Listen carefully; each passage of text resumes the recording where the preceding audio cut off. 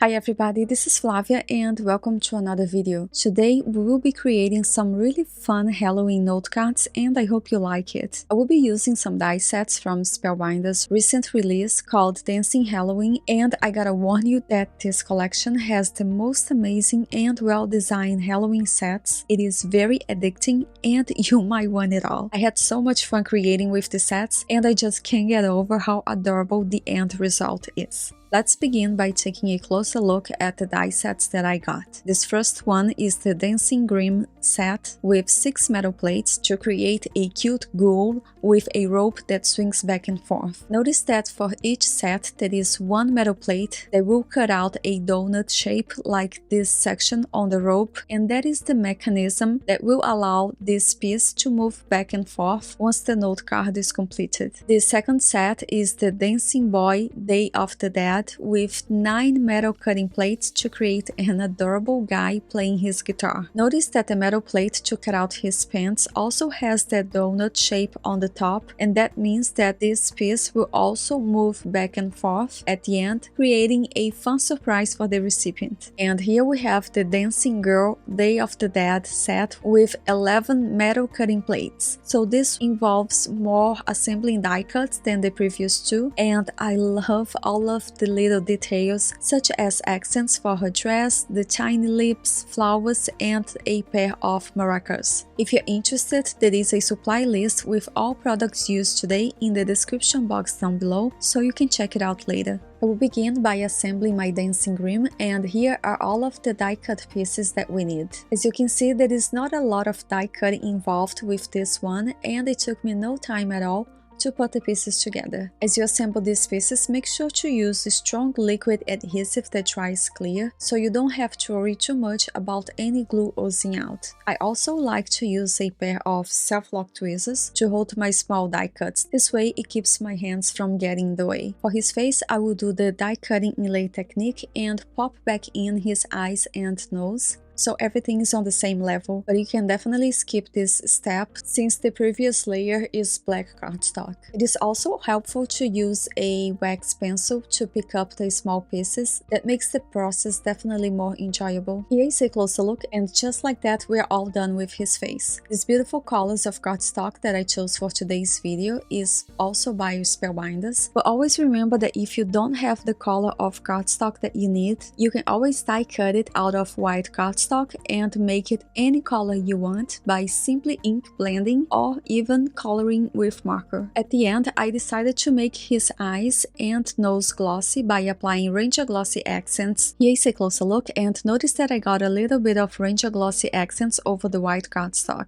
To fix that and to make everything look neat, I will add another layer of this white die cut to cover my mistake. Today's note cards are A2 size and side folding. For the front panel, I will add a little bit of texture by using an embossing folder. However, before I do that, I will stamp my sentiment using black pigment ink. When we combine stamping and dry embossing techniques, it is always better if we do the stamping first for better results. For the sentiment on all of today's note cards, I will be using stamps from the Boo Dance Party Sentiment Stamp Set by Spellbinders. This is a note set with wonderful Halloween sentiments. However, if you're interested, know that Spellbinders also released a sentiment stamp set meant to be used with today's die sets. For this one, I chose the sentiment Happy Halloween. I chose black pigment ink, and once the ink has completely dried, I will go ahead and dry emboss this panel.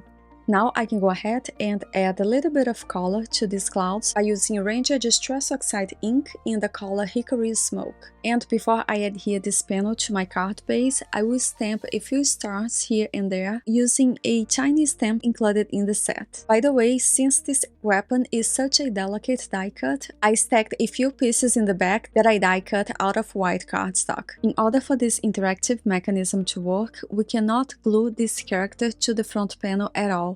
Instead, we're gonna place a small foam adhesive inside this circle, remove the release paper, and then adhere the head to this foam adhesive. And just like that, we've created a fun interactive note card. As a final touch, to add a little bit of sparkle to this front panel, I added lots of dots using an iridescent gel pen. Moving on, here are all of the pieces that I already die cut to create the Dancin Boy. The liquid adhesive that I like to use is the Barely Arts glue, which is a glue that dries clear and it is very strong. However, I transfer it to this very small bottle with a needle tip so I have more control over the amount that I'm applying. However, if I happen to apply too much glue, I simply tap it off on this piece of cloth that I have on my right. It was very easy to put the pieces together, and remember, you can always check the packaging for instructions and also go over Spellbinders blog.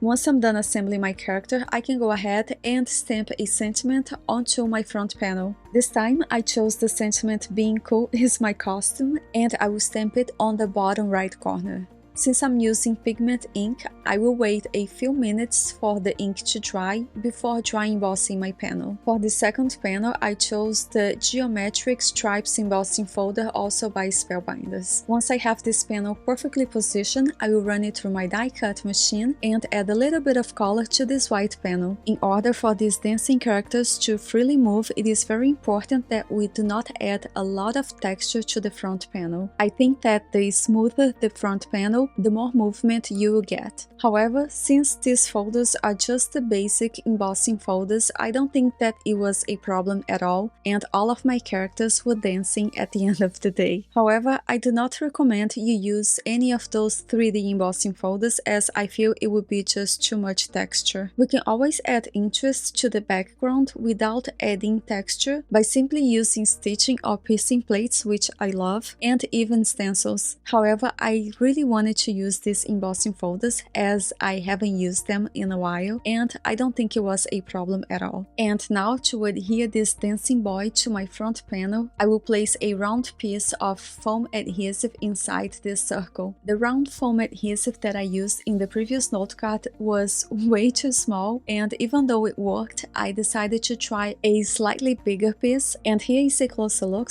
just so you can see that even though this round foam adhesive is way bigger than the previous one, it is still smaller than this black circle, which is very important because it will allow his legs to freely move back and forth, no problem. Before I adhere his upper body to this round circle foam tape, I will also add a large piece of foam adhesive in the back of his head. And just like that, we have created another fun Halloween note card. And notice that my character's legs have a lot of movement, even though I added a little bit of texture to my background panel by dry embossing it. Moving on to the dancing girl, I already die cut all of the pieces that I needed, so now I can go ahead and have fun assembling these pieces. I will start with her face, and just like I did with the Dancin Boy, I will also add ranger glossy accents to her eyes just to make it glossy. I will set that aside and finish assembling the other pieces. Once the ranger glossy accent has completely dry, I will go ahead and add another layer of this white die cut for the face so it looks neat.